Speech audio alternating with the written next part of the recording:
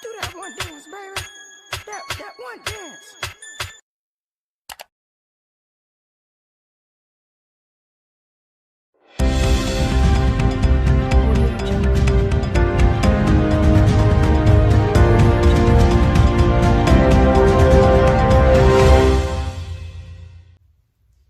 Halo, selamat siang saudara. Apa kabar Anda? Semoga tetap sehat di tengah pandemi corona. Serangkaian berita telah kami siapkan untuk Anda bersama saya Maulana Gali Nirmala. Inilah seputar E-News siang.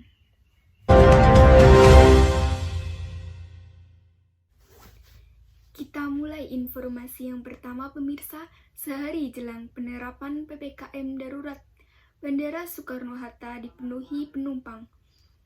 Saat PPKM darurat mulai berlaku, penumpang pesawat wajib menunjukkan surat bebas COVID-19 dari hasil swab PCR yang berlaku minimal 2 hari sebelum keberangkatan, serta keterangan telah mengikuti vaksinasi COVID minimal dosis pertama. Suasana Bandara Soekarno-Hatta, Tangerang, Banten, Jumat pagi ramai dipadati penumpang. Berdasarkan data dari Official Charts, terdapat 453 pergerakan pesawat, baik domestik maupun internasional. 80% jadwal penerbangan hari ini didominasi penerbangan domestik. Peningkatan jumlah penumpang diduga karena besok PPKM darurat mulai diberlakukan, di mana syarat penumpang pesawat ditambah, yakni penumpang pesawat diminta menunjukkan negatif COVID-19 berdasar hasil swab PCR, serta keterangan telah mengikuti vaksinasi COVID-19 minimal dosis pertama. Meski setuju pemberlakuan PPKM darurat untuk menekan laju penularan COVID-19, namun sejumlah penumpang keberatan dengan syarat tes PCR yang berasa lebih mahal dibanding tes antigen yang selama ini diberlakukan.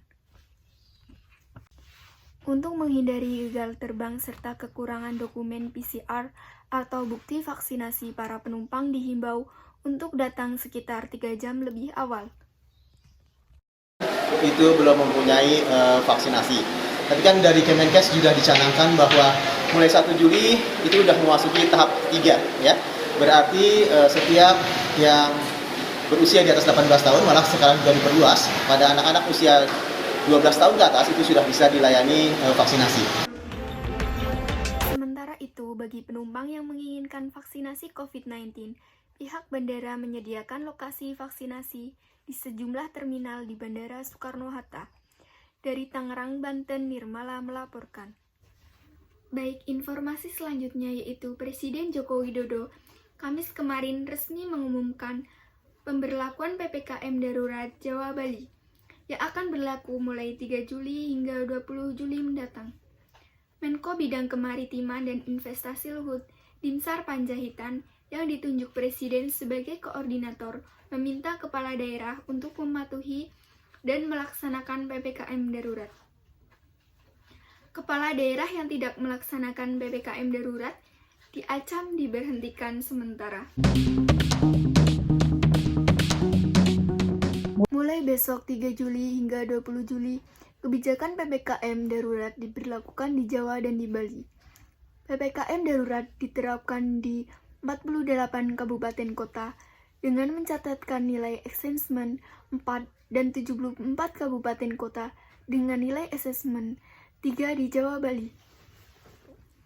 Menko Kemaritiman dan Investasi mengumumkan selama PPKM darurat sejumlah pembatasan dilakukan. Sektor non-esensial wajib memberlakukan bekerja dari rumah 100%. Sektor esensial bekerja dari kantor diberlakukan 50% dengan protokol kesehatan ketat. Sektor kritikal bekerja dari kantor diberlakukan 100% dengan protokol kesehatan yang ketat.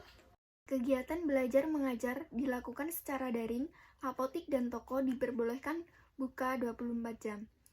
Mal atau pusat perbelanjaan ditutup sementara, namun supermarket, pasar tradisional, toko kelontong diizinkan beroperasi hingga pukul 20.00 WIB dengan kapasitas 50%. Restoran, rumah makan, kafe, pedagang kaki lima boleh menyediakan layanan antar dan dilarang melayani makan di tempat. Tempat ibadah ditutup sementara. Penutupan fasilitas umum meliputi area publik, taman umum, tempat wisata, atau area publik lainnya. Kegiatan konstruksi dan lokasi proyek boleh beroperasi 100% dengan protokol kesehatan ketat. Kegiatan seni budaya, olahraga, sosial kemasyarakatan yang menimbulkan kerumunan ditutup sementara. Sektor transportasi penumpang dibatasi maksimal 70%. Resepsi pernikahan dihadiri maksimal 30 orang dengan protokol kesehatan ketat. Pelaku perjalanan domestik, moda transportasi jarak jauh harus menunjukkan kartu vaksinasi minimal dosis pertama serta hasil tes PCR H-2 atau antigen H-1. Masker wajib dikenakan saat kegiatan di luar rumah. Kebijakan PPKM darurat ini wajib ditaati pemerintah Jawa Bali.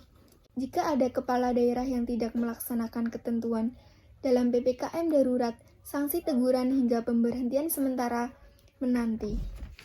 Pengetatan aktivitas masyarakat selama periode PPKM darurat dan ketentuan poin 2 di atas dikenakan sanksi administrasi berupa teguran tertulis 2 kali berturut-turut sampai dengan pemberhentian sementara bagaimana diatur dalam pasal 68 ayat 1 dan ayat 2 Undang-Undang Nomor 23 Tahun 2014 tentang pemerintahan daerah.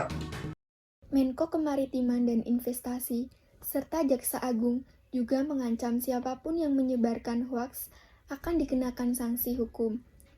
Penyebaran berita hoaks dalam situasi pandemi akan membuat banyak nyawa terancam.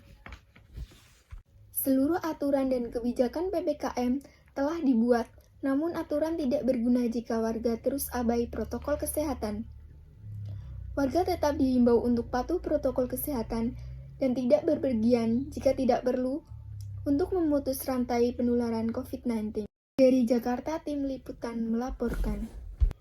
Dan pemirsa, informasi tadi sekaligus menutup perjumpaan kita kali ini dalam acara seputar E-News Siang.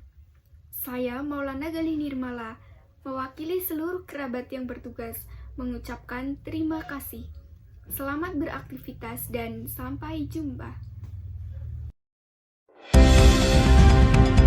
Audio Jungle.